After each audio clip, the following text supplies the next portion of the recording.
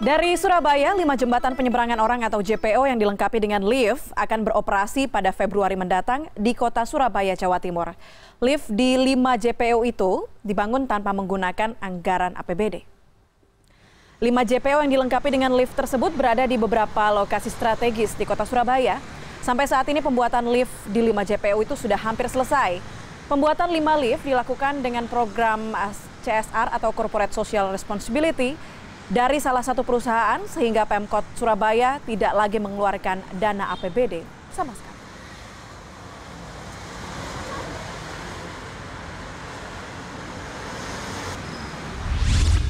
Nah, untuk mengetahui pembangunan lift di JPO Surabaya, saya ajak Anda untuk bergabung dengan Rangga Umara di Surabaya, Jawa Timur. Rangga, seperti apa sebetulnya proses pembangunan lift yang katanya sudah hampir rampung di sana?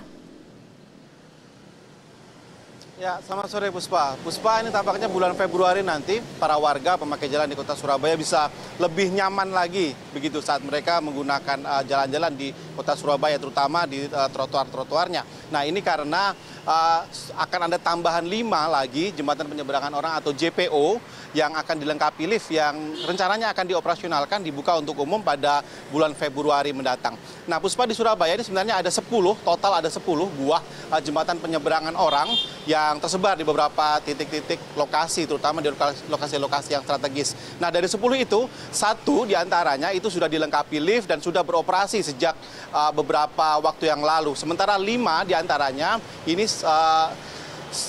saat ini sudah selesai sebenarnya pembuatan liftnya, tetapi memang masih belum digunakan untuk umum. Nah, rencananya nanti pada bulan Februari baru akan dibuka dan bisa dipakai oleh masyarakat. Tetapi sebelum itu Pemkot Surabaya ini mensyaratkan adanya tes terlebih dahulu. Jadi ada uji coba yang nanti melibatkan tim dari Pemkot Surabaya, kemudian dari perusahaan yang membuat lift ini di JPO di 5 JPO ini, kemudian ada lagi yang Pemkot sebut sebagai tim independen. Jadi ini semacam perusahaan swasta atau lembaga swasta yang mendapatkan izin untuk melakukan pengawasan, untuk melakukan penilaian, appraisal begitu tentang kelayakan infrastruktur yang dibuat di tiap daerah, dan yang mengeluarkan izinnya adalah Kementerian Keuangan. Nah, pada sebelum bulan Februari, mungkin akhir-akhir bulan Januari ini mereka akan bertemu, kemudian akan melakukan uji coba dahulu terhadap 5 jembatan penyeberangan orang yang sudah dilengkapi oleh lift ini. Nah, kemudian setelah itu, setelah izinnya keluar dan dinyatakan layak, baru ke 5 jembatan penyeberangan orang yang dilengkapi lift ini akan difungsikan. Jadi total sampai Februari nanti, jika memang 5 jembatan penyeberangan orang dengan lift ini dinyatakan layak, berarti total akan ada 6 jembatan penyeberangan orang di kota Surabaya yang dilengkapi lift, begitu nanti akan bisa memberikan rasa nyaman bagi masyarakat, terutama masyarakat kelompok lansia, kemudian kelompok difabel, anak-anak, perempuan hamil, begitu, yang bisa lebih nyaman lagi dalam memakai jalan-jalan di kota Surabaya. Nah, Puspa, yang menarik ini adalah bahwa pembangunan 5 lift di jembatan, 5 penyeberangan orang di kota Surabaya ini tidak menggunakan dana APBD sama sekali seperti Anda tadi sampaikan.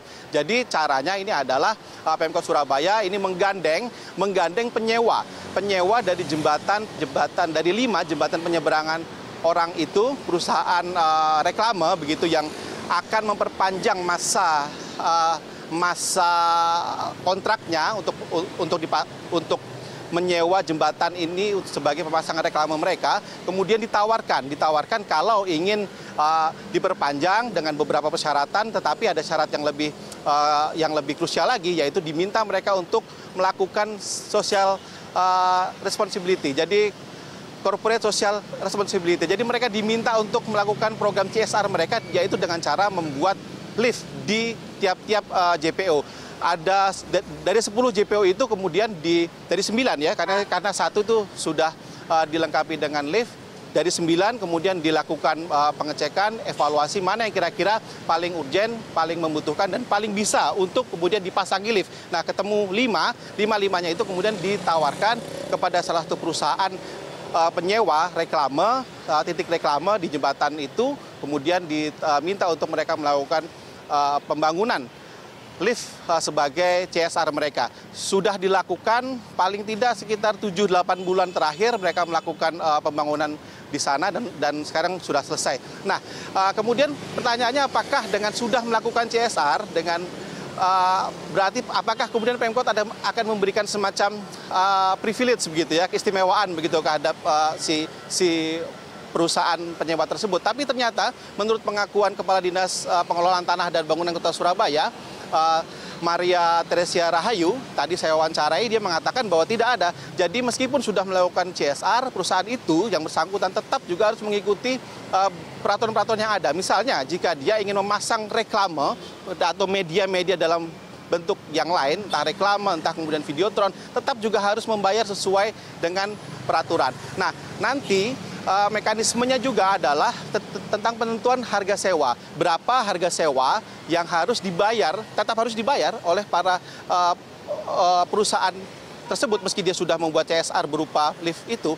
Kemudian berapa juga besaran tentang lama sewanya. Ini nanti ditentukan lewat appraisal yang akan dilakukan bersamaan dengan uji coba. Appraisal seperti tadi saya katakan akan dilakukan tim Pemkot, tim dari perusahaan penyewa dan juga tim independen. Nanti nilai pembuatan lift tersebut ini akan dimasukkan ke dalam komponen harga sewa. Nah, ini nanti bisa mungkin agak sedikit menekan harganya sehingga sebenarnya ini mekanisme yang sangat menguntungkan, yang win-win solution buat Pemkot Surabaya karena tidak mengeluarkan APBD dan juga menguntungkan juga buat perusahaan karena ya citranya semakin baik tentunya dan juga mendapat mungkin akan ada sedikit nilai yang jauh lebih kecil misalnya jika dia dibanding dengan dia kemudian melakukan penyewaan tanpa harus membuat CSR dalam bentuk lift ini. Nah, strategi model ini menurut Kepala Dinas Pengelolaan Tanah dan Bangunan di Kota Surabaya ini sudah didengar begitu oleh beberapa kabupaten dan kota di Jawa Timur. Dia mengatakan dalam beberapa minggu ini paling tidak ada 5 begitu perwakilan dari pemerintah kabupaten kota di Jawa Timur yang ingin melakukan ya semacam dialog ataupun semacam studi banding. Untuk intinya adalah ingin mengetahui bagaimana caranya, bagaimana cara terobosan ini bisa dilakukan oleh pemerintah Kota Surabaya tidak menggunakan dana APBD untuk membangun infrastruktur. Memang di Kota Surabaya sendiri, Surabaya adalah salah satu kota daerah di Indonesia dengan nilai APBD terbesar ya.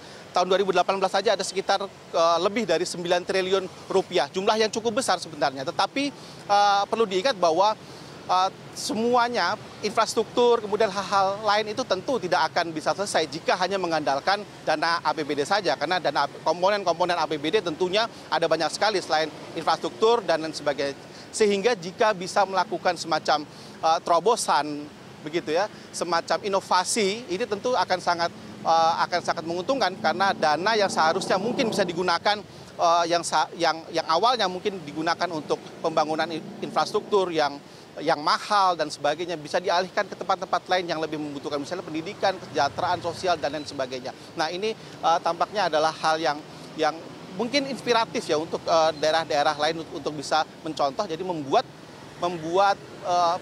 membangun infrastruktur untuk masyarakatnya sendiri tetapi tanpa menggunakan dana APBD dan bekerja sama dengan pemerintah dengan perusahaan-perusahaan atau kelompok-kelompok swasta. Puspa. Ya, semoga apa yang dilakukan oleh Pemkot Surabaya untuk memberikan layanan, fasilitas khususnya kepada lansia dan juga para disabilitas begitu ini bisa menjadi inspirasi daerah lain khususnya kota-kota besar di Indonesia bisa berkaca di Surabaya. Terima kasih banyak Rangga Umara, produser CNN Indonesia.